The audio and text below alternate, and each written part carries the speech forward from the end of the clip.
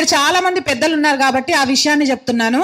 ఏంటి అంటే మీ వీధుల్లో ఆలయాలు ఉండుంటాయి కదండి. ఆ ఆలయాలు ఆంజనేయ స్వామిది కానివ్వండి, అమ్మవారిది కానివ్వండి, ఇంకేదైనా కానివ్వండి, అక్కడ ఒక రిజిస్టర్ పెట్టమనండి. ఆ పంతులు గారిని ప్రతి మంగళవారం కానీ శుక్రవారం కానీ ఒక అనౌన్స్మెంట్ ఇవ్వమనండి.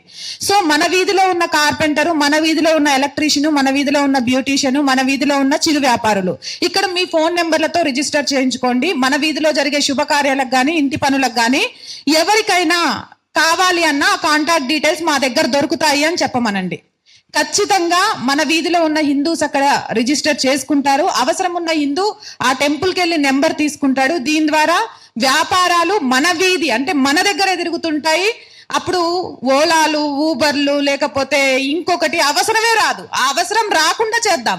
అందులో ముస్లిమ్స్ ఉన్నారు వాళ్ళే వస్తున్నారని బాధపడే కంటే అవసరం రాకుండా ఉండడానికి ఏం చేయాలి? మన ఆలయాలనే ఉపయోగించుకుందాం. ఇప్పటిదాకా మన ఆలయాల్ని దేనికి ఉపయోగించుకోలేదు మనం. కనీసం వారానికి ఒకసారి వెళ్ళి దండం పెట్టుకోవడానికి కూడా. కాబట్టి ఇక నుంచి ఉపయోగించుకుందాం. ఆ రకంగా ఆర్థికంగా హిందువులు సస్టైన్ అవ్వడానికి మన వంతు ప్రయత్నం చేద్దాం. దీని ద్వారా ఇంకో లాభం ఏంటి అంటే ఆ గుడికి రెగ్యులర్ గా భక్తులు వచ్చి వెళ్తూ ఉంటే ఆ గుడి మీద ఎవడు దాడి చేయడు, ఆ ధైర్యం కూడా చేయడు. గుళ్ళు కాపాడుకున్న వాళ్ళం అవుతాం. ఆ దేవుడికి రోజు ధూపదీప నైవేద్యాలు చేయగలిగిన వాళ్ళం అవుతాం. అలాగే ఆ అర్చకుడిని కూడా బ్రతికించిన వాళ్ళం అవుతాం.